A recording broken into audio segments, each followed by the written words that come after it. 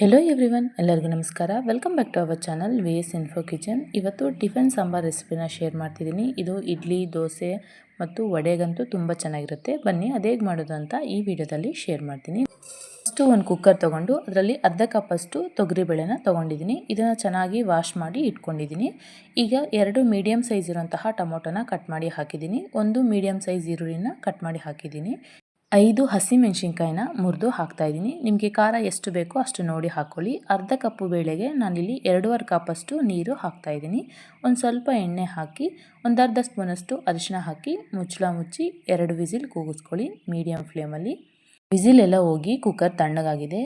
ಬೇಳೆ ಕೂಡ ಚೆನ್ನಾಗಿ ಬೆಂದಿದೆ. ಇದನ್ನು ಈಗ ಮಿಕ್ಸಿ ಮಾಡ್ಕೊಳ್ಳೋಣ. ಒಂದು ಮಿಕ್ಸರ್ ಜಾರ್ ತೊಗೊಂಡು ಅದರಲ್ಲಿ ಬೇಳೆ, ಟೊಮೊಟೊ, ಮೆಣಸಿನ್ಕಾಯಿ ಎಲ್ಲ ಹಾಕ್ಕೊಂಡು ನೀರನ್ನ ಸಪ್ರೇಟ್ ಮಾಡ್ಕೊಳ್ಳಿ. ಇದರಲ್ಲಿ ಸ್ವಲ್ಪ ಕರಿಬೇವು, 1/4 ಕಪ್ಪಷ್ಟು ಹಸಿ ಕೊಬ್ಬರಿನ ಹಾಕ್ತಾಯಿದ್ದೀನಿ. ಒಂದು ಸ್ವಲ್ಪ ಬೆಳ್ಳುಳ್ಳಿನ ಹಾಕ್ಕೊಳ್ಳಿ. ಒಂದು 5 ಆದರೆ ಸಾಕಾಗುತ್ತೆ. ಈಗ ಇದನ್ನು ನುಣ್ಣಗೆ ರುಬ್ಕೊಂಬಂದಿದ್ದೀನಿ. ನೋಡಿ, ಇಷ್ಟಾದರೆ ಸಾಕಾಗುತ್ತೆ. ಈಗ ಇದನ್ನು ಒಗ್ಗರಣೆ ಮಾಡ್ಕೊಳ್ಳೋಣ. ಫಸ್ಟು ಸ್ಟವ್ ಆನ್ ಮಾಡಿಕೊಂಡು ಒಂದು ಬಾಣಲೆ ಇಟ್ಕೊಳ್ಳಿ. ಅದರಲ್ಲಿ ಒಂದು 3 ಸ್ಪೂನ್ ಆಗೋಷ್ಟು ಎಣ್ಣೆ ಹಾಕಿ ಸಾಸಿವೆ, ಜೀರಿಗೆ, ಒಂದು ಸ್ವಲ್ಪ ಬೆಳ್ಳುಳ್ಳಿನ ಜಜ್ಜಿ ಹಾಕ್ಕೊತಾ ಇದ್ದೀನಿ. ಚಿಕ್ಕ ಚಿಕ್ಕ ಈರುಳ್ಳಿ ಇರ್ತಾವಲ್ಲ, ಅವನ್ನ ಮಧ್ಯದಲ್ಲಿ ಕಟ್ ಮಾಡಿ ಹಾಕ್ಕೊತಾ ಇದ್ದೀನಿ. ಇದನ್ನು ಚೆನ್ನಾಗಿ ಫ್ರೈ ಮಾಡ್ಕೋಬೇಕು.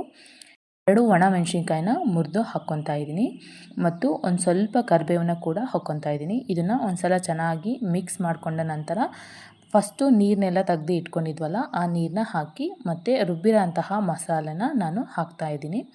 ಇದನ್ನು ನೀರು ಹಾಕಿ ಚೆನ್ನಾಗಿ ತೊಳೆದು ಹಾಕ್ಕೊತಾ ಇದ್ದೀನಿ. ನಿಮಗೆ ಕನ್ಸಿಸ್ಟೆನ್ಸಿ ಎಷ್ಟು ಬೇಕೋ ಅಷ್ಟು ನೋಡಿ ನೀರು ಹಾಕ್ಕೊಳ್ಳಿ. ಬಾಯ್ಲ್ ಮಾಡ್ತಾ ಮಾಡ್ತಾ ಸ್ವಲ್ಪ ಗಟ್ಟಿ ಆಗುತ್ತೆ ಕನ್ಸಿಸ್ಟೆನ್ಸಿ. 1 ಸ್ಪೂನಷ್ಟು ನಾನು ಸಾಂಬಾರ್ ಪೌಡರ್ನ ಯೂಸ್ ಮಾಡ್ತಾಯಿದ್ದೀನಿ. 4 ಸ್ಪೂನಷ್ಟು ಹುಣಸೆ ರಸನ ಹಾಕ್ತಾಯಿದ್ದೀನಿ. ನಾವು ಟೊಮೊಟೊ ಹಾಕಿರೋದ್ರಿಂದ ಸ್ವಲ್ಪನೇ ಹಾಕ್ತಾಯಿದ್ದೀನಿ. ಒಂದು ಸ್ವಲ್ಪ ಬೆಲ್ಲ ಮತ್ತು ರುಚಿಗೆ ತಕ್ಕಷ್ಟು ಉಪ್ಪು ಹಾಕ್ಕೊಂಡು ಒಂದು ಸಲ ಚೆನ್ನಾಗಿ ಮಿಕ್ಸ್ ಮಾಡ್ಕೊಳ್ಳಿ. ಇದು ಚೆನ್ನಾಗಿ ಮಿಕ್ಸ್ ಮಾಡ್ಕೊಂಡ ನಂತರ ಒಂದು ಮುಚ್ಚಳ ಮುಚ್ಚಿ ನಾವು ಇದನ್ನು ಬಾಯ್ಲ್ ಮಾಡೋಕ್ಕೆ ಬಿಡಬೇಕು. ಒಂದು 10 ನಿಮಿಷ ಆದ ನಂತರ ಓಪನ್ ಮಾಡಿ ತೋರಿಸ್ತಾ ಇದ್ದೀನಿ. ನೋಡಿ, ಚೆನ್ನಾಗಿ ಕುದೀತಾ ಇದೆ ಸಾಂಬಾರು. ಈ ಟೈಮಲ್ಲಿ ಒಂದು ಸಲ ಚೆನ್ನಾಗಿ ಮಿಕ್ಸ್ ಮಾಡಿ ಟೇಸ್ಟ್ ನೋಡಿ. ನಿಮಗೇನಾದರೂ ಖಾರ ಕಡಿಮೆ ಅನಿಸಿದರೆ ನೀವು ಹಾಕ್ಕೊಳ್ಳಿ. ನನಗೇನು ಖಾರ ಕರೆಕ್ಟಾಗಿ ಸರೋಗಿದೆ, ನಾನು ಹಾಕ್ತಾಯಿಲ್ಲ. ಈಗ ಒಂದು ಸ್ವಲ್ಪ ಕೊತ್ತಂಬರಿ ಸೊಪ್ಪನ್ನ ಸೇರಿಸಿ ಒಂದು ಸಲ ಚೆನ್ನಾಗಿ ಮಿಕ್ಸ್ ಮಾಡಿಕೊಂಡ ನಂತರ ಒಂದು 5 ನಿಮಿಷ ಕುದಿಸಿ ಸ್ಟವ್ ಆಫ್ ಮಾಡ್ಕೊಂಬಿಡಿ.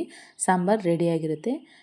ನಾನು ಸ್ಟವ್ ಆಫ್ ಮಾಡಿಕೊಂಡು ಕೆಳಗೆ ಇಟ್ಕೊಂಡಿದ್ದೀನಿ. ನೋಡಿ ಎಷ್ಟು ಚೆನ್ನಾಗಿ ಬಂದಿದೆ ಸಾಂಬಾರು. ಟೇಸ್ಟ್ ಮಾತ್ರ ಸಖತ್ತಾಗಿತ್ತು. ನೀವು ನಿಮ್ಮ ಮನೆಯಲ್ಲಿ ಒಮ್ಮೆ ಟ್ರೈ ಮಾಡಿ ನೋಡಿ ಹೇಗೆ ಬಂತು ಅಂತ ನನಗೆ ಕಮೆಂಟ್ ಮೂಲಕ ತಿಳಿಸಿ. ನಾನು ಮಾಡುವಂತಹ ರೆಸಿಪೀಸ್ ನಿಮ್ಗೆ ಇಷ್ಟ ಆಗ್ತಿದ್ರೆ ಪ್ಲೀಸ್ ಒಂದು ಲೈಕ್ ಮಾಡಿ, ಶೇರ್ ಮಾಡಿ, ಕಮೆಂಟ್ ಮಾಡಿ. ತಪ್ಪದೆ ನನ್ನ ಚಾನಲ್ನ ಸಬ್ಸ್ಕ್ರೈಬ್ ಮಾಡ್ಕೊಳ್ಳಿ. ಮತ್ತು ಮುಂದಿನ ವಿಡಿಯೋದಲ್ಲಿ ಸಿಗೋಣ. ಅಲ್ಲಿವರೆಗೂ ನಮಸ್ಕಾರ.